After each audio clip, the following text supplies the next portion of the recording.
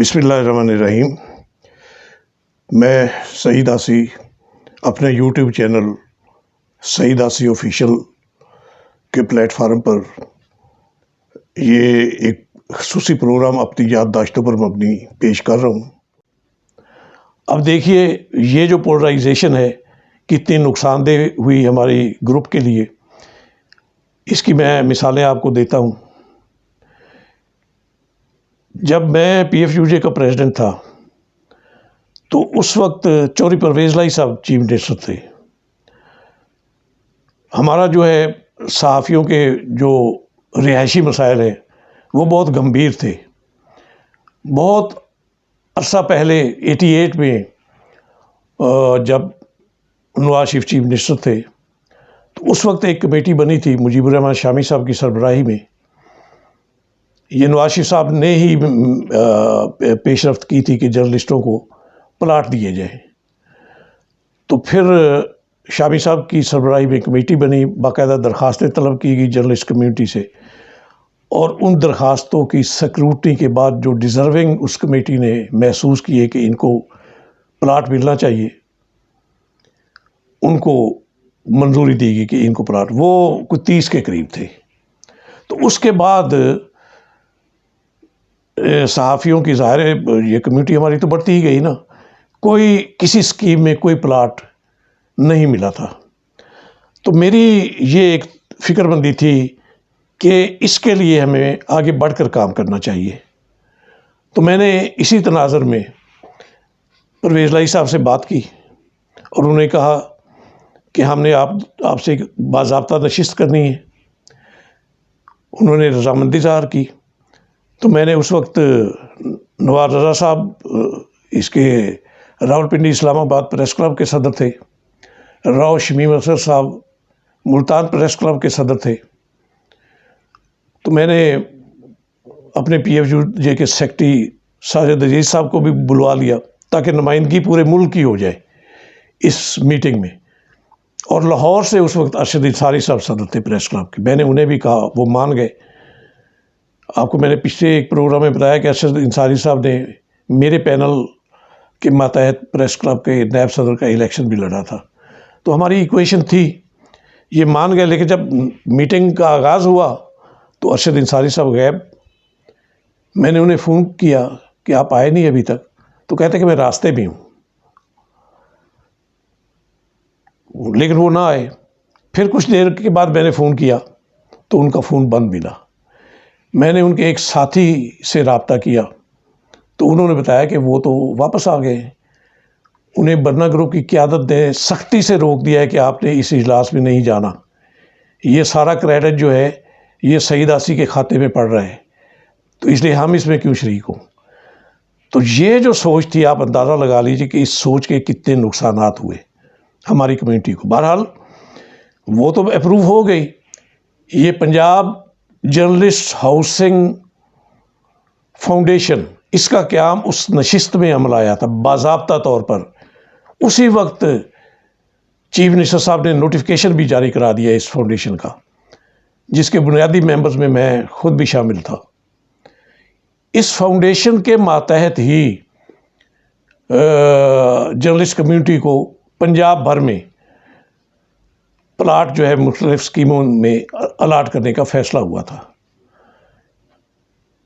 اس کی ابتدائی میٹنگز بھی ہوئیں، ساری فارمیلٹیز بھی طے ہوئیں۔ تو اس کے بعد میں نے یہ تجویز پیش کی تھی کہ جن جرنلسٹ کو پہلے سے مختلف اسکیموں میں رہائشی پلاٹ مل چکے ہیں ان کو نئی اسکیم میں شامل نہ کیا جائے، انہیں پلاٹ نہ دیے جائیں۔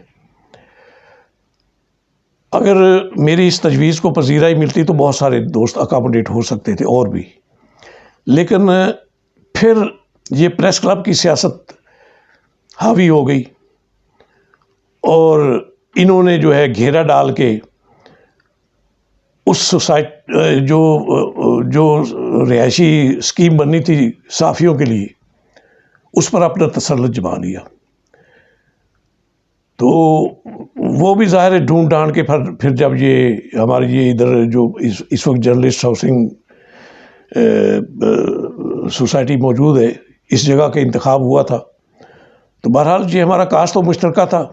ابتدا میں نے کی تھی. میں تو اس سوسائٹی کے خود کو بانیان میں شمار کرتا ہوں، کیونکہ اس فاؤنڈیشن کے جو بنیادی ممبر تھے اس میں شامل تھا. تو اسی طرح میں آپ کو ایک اور واقعہ بتاتا ہوں. جب میں پریزیڈنٹ تھا پی ایف یو جے کا، تو اس وقت یہ 7واں ویج ایوارڈ جو ہے جسٹس افراسیاب خان صاحب نے جو دیا تھا، تو اس کے خلاف اے پی این ایس کی طرف سے سپریم کورٹ میں اپیل دائر ہوئی.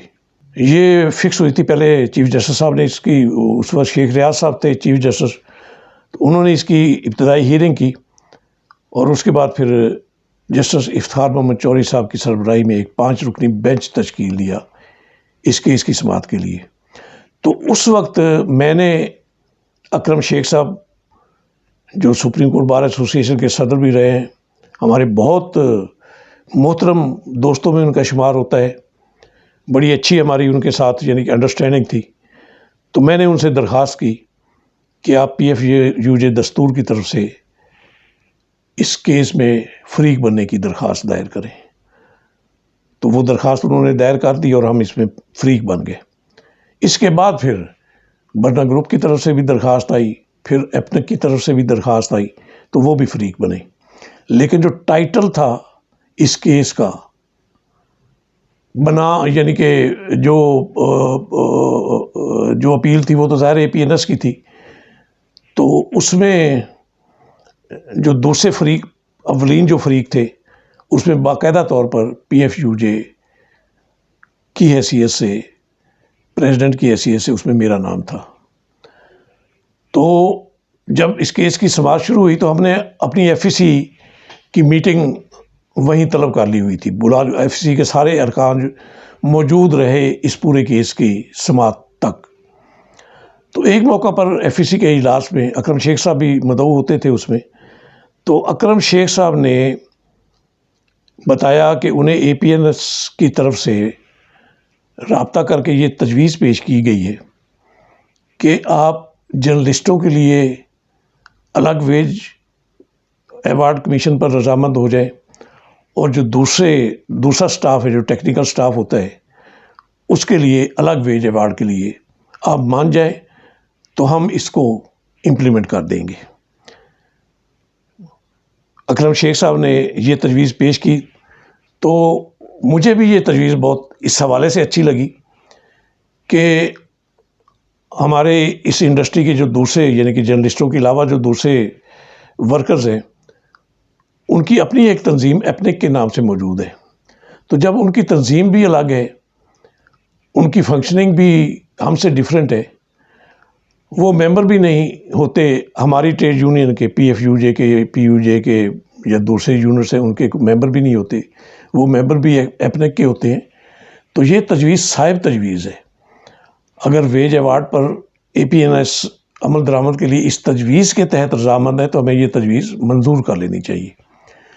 لیکن اس وقت ہمیں اپنی ایف ای سی میں سخت مزاحمت کا سامنا کرنا پڑا، اور کہا کہ یہ تجویز در حقیقت ہمارے اتحاد کو توڑنے والی ہے.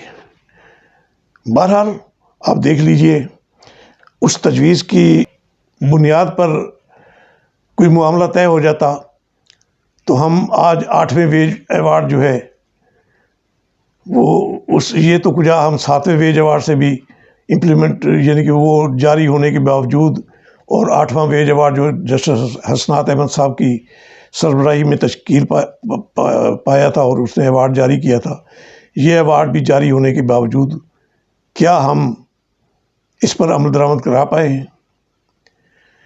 اسی طرح کچھ اور بھی معاملات ایسے تھے جب ہم ویج ایوارڈ کے معاملہ میں کامیابیاں حاصل کر سکتے تھے. وہ معاملہ تھا نیشنل پریس ٹرسٹ کے اخبارات کا، جس کے ماتحت سرکاری سرپرستی میں 2 اخبار مشرق اور امروز شائع ہوتے تھے. اور چونکہ وہ سرکاری سرپرستی میں ہوتے تھے لیکن اے پی این ایس کے ممبر تھے. تو جب ویج ایوارڈ جاری ہوتا تو سب سے پہلے ان 2 اداروں میں وہ امپلیمنٹ ہو جاتا. تو اس کی امپلیمنٹیشن کے بعد جو دوسرے میڈیا مالکان ہیں وہ بھی مجبور ہوتے کہ وہ بھی امپلیمنٹ کریں ویج ایوارڈ پر. تو یہ ہوتا رہا سلسلہ. تو یہی کھٹکتا تھا، یہ ٹرسٹ جو ہے یہ میڈیا گروپس کو کھٹکتا تھا. تو ان کی طرف سے آوازیں اٹھتی رہتی تھی کہ اس کو نیشنل پریس ٹرسٹ کو ختم کیا جائے. تو بدقسمتی سے جو آزادی صحافت کے ڈنکے بجاتے ہیں ہمارے لیڈران، بالخصوص برنا گروپ کے جو لیڈران تھے، ان کی طرف سے بھی شد و مد کے ساتھ یہ تقاضا کیا جانے لگا کہ آزادی صحافت کو یقینی بنانے کے لیے نیشنل پریس ٹرسٹ کو ختم کر دیا جائے. تو میڈیا گروپس کے مالکان کو اور کیا چاہیے تھا، انہیں تو سپورٹ مل گئی. تو جب بینظیر بھٹو صاحبہ کی حکومت آئی تو انہوں نے پریشر ڈالا، یہ بھی ساتھ تھے، ان کے برنا گروپ کے لیڈران بھی ان کے ساتھ تھے اس تقاضے میں. چنانچہ وہ نیشنل پریس ٹرسٹ جو ہے وہ ہمارے ہاتھوں سے نکل گیا. وہ جیسے ہی ختم ہوا، میڈیا گروپس کے مالکان جو ہیں وہ شیر ہو گئے، اپنے پاؤں پہ کھڑے ہو گئے. اس کے بعد آج تک نوبت نہیں آ سکی کسی بھی ویج بورڈ ایوارڈ کی امپلیمنٹیشن کی. تو اس میں قصور کس کا نکلے گا پھر آپ خود ہی اندازہ لگا لیجئے. تو ایسے جو معاملات ہیں یہی پھر ہم سوچا کرتے تھے کہ اگر صحافیوں کا اتحاد ہو تو شاید ہماری بارگیننگ پوزیشن مستحکم ہو اور کسی کو میڈیا گروپس کے مالکان میں سے کسی کو اس میں نقب لگانے کا موقع نہ ملے. لیکن ہم نے خود موقع دیا. چنانچہ پھر بعد میں آپ اندازہ لگا لیجیے اس وقت بھی جو صورتحال ہے کہ کئی جو گروپ ہیں ہمارے اس کے، خاص طور پہ برنا گروپ کے، جو اس میں سے جو 4-5 گروپ نکلے ہیں ان میں سے کئی پاکٹس یونین ہیں میڈیا مالکان کی. تو یہ موقع تو ہم نے خود ہی دیا ہے نا. یعنی میڈیا ہماری کمیونٹی میں سے وہ نام نہاد جو علمبردار اپنے آپ کو کہتے ہیں آزادی صحافت کا، انہیں ہم قابل قبول نہیں، لیکن وہ میڈیا مالکان کی جو سیاست تھی مفادات کی، اس کا بخوشی حصہ بنے رہے اور اس وقت بھی حصہ ہے. تو یہ ہمارا المیہ ہے. ہم کیوں اکٹھے نہیں ہو پائے، ہمارا اپنا کتنا قصور ہے اس میں، آگے ہماری کمیونٹی نے کیا کرنا ہے، اتحاد کے لیے کوئی پیش رفت ممکن ہو پانی ہے یا نہیں ہو پانی. تو اس وقت تو آپ اندازہ لگا لیجئے کہ پریس کلب کا جو پلیٹ فارم ہے وہ اتنا مؤثر ہو گیا ہے کہ ہماری جو ٹریڈ یونین ہے، جو پہلے لیڈ کیا کرتی تھی ہماری کمیونٹی کو، وہ ایک تو گروپوں میں تقسیم ہو گئی، اس طرح اس کی قوت کم ہوئی. دوسرے پریس کلبوں کے غالب آنے کی وجہ سے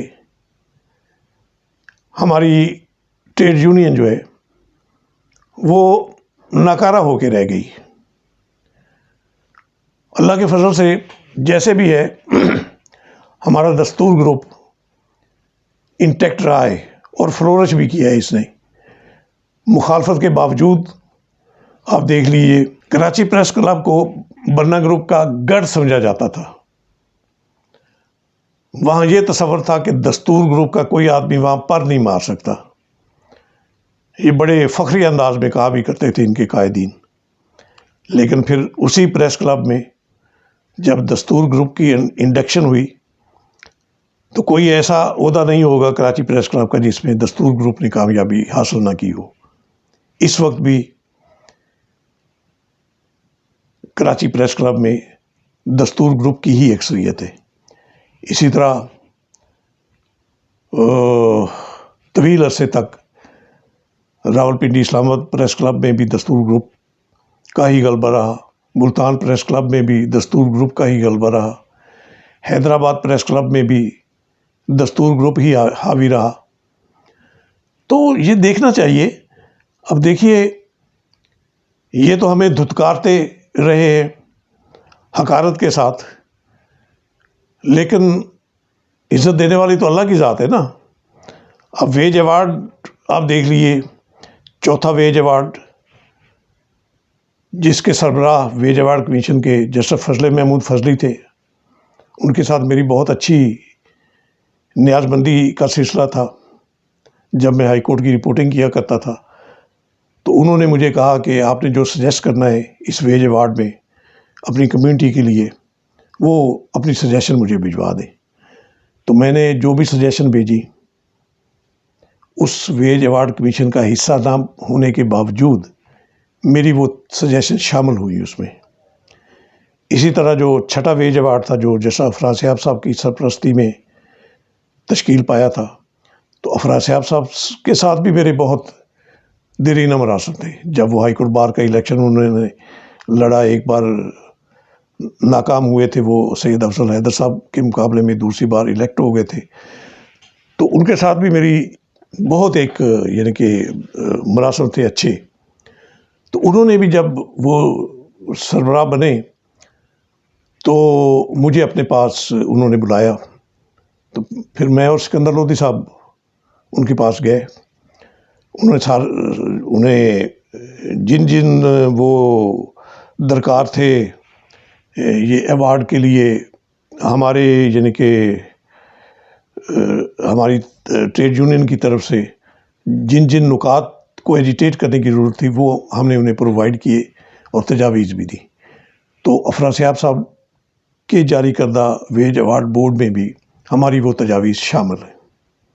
اسی طرح پھر یہ موجودہ جو ویج ایوارڈ ہے، 8واں ویج ایوارڈ، جو جسٹس حسنات احمد خان صاحب کی طرف سے جاری ہوا ہے، اس کا بھی میں ممبر تو نہیں تھا، لیکن آپ دیکھ لیجئے یہ جو دستاویز ہے اس ویج ایوارڈ کی، اس میں بطور خاص جسٹس حسنات صاحب نے میرا اور خواجہ فرق سعید صاحب کا نام لے کر ان رائٹنگ اس بات پر ہمارا وہ تشکر کا اظہار کیا کہ انہوں نے اس ویج ایوارڈ میں بہت مثبت آراء دی ہیں اور کنٹریبیوٹ کیا ہے۔ تو یہ عزت دینے والی تو اللہ کی ذات ہے نا۔ آپ جو مرضی کرتے رہیں، دھتکارتے رہیں، حقارت کے ساتھ ٹھکراتے رہیں، ہماری اتحاد کی پیشکشوں کو رونت کے ساتھ پاؤں تلے بے شک مسلتے رہیں، لیکن ہم نے صحافتی کمیونٹی کی خدمت کا جو بیڑا اٹھایا اسی پر کاربند ہے۔ اب لاہور پریس کلب کا جو پلیٹ فارم آپ دیکھیے، یہ اس وقت جو ہماری سیاست ہے پریس کلب والی، یہ آپ انتخابات دیکھیے، آپ کس یعنی امیدوار جو ہیں کس سنجیدگی کے ساتھ لڑتے اور مہم چلاتے ہیں۔ یہ انتخابات اتنے مہنگے ہو چکے ہیں کہ شاید اب قومی اور صوبائی اسمبلی کے انتخابات پر بھی اتنے اخراجات نہ ہوتے ہوں جتنے ہمارے پریس کلبوں کے، خاص طور پہ لاہور پریس کلب کے انتخاب پر جو اخراجات اٹھتے ہیں کینڈیڈیٹس کی طرف سے۔ تو ظاہر ہے کوئی نہ کوئی مفاد سامنے ہوتا ہے، تو یہ سارے اس لیے اصرار کرتے ہیں اور پھر سیٹ کے ساتھ چمٹے رہنے کی بھی کوشش کرتے ہیں، کسی کو سامنے، اور اپنے آپ کو لازم و ملزوم سمجھ لیتے ہیں کہ ہمارے بغیر کوئی تنظیم چل نہیں سکتی۔ اب یہ ارشد انصاری صاحب ہی دیکھ لیجئے، کوئی 14 سال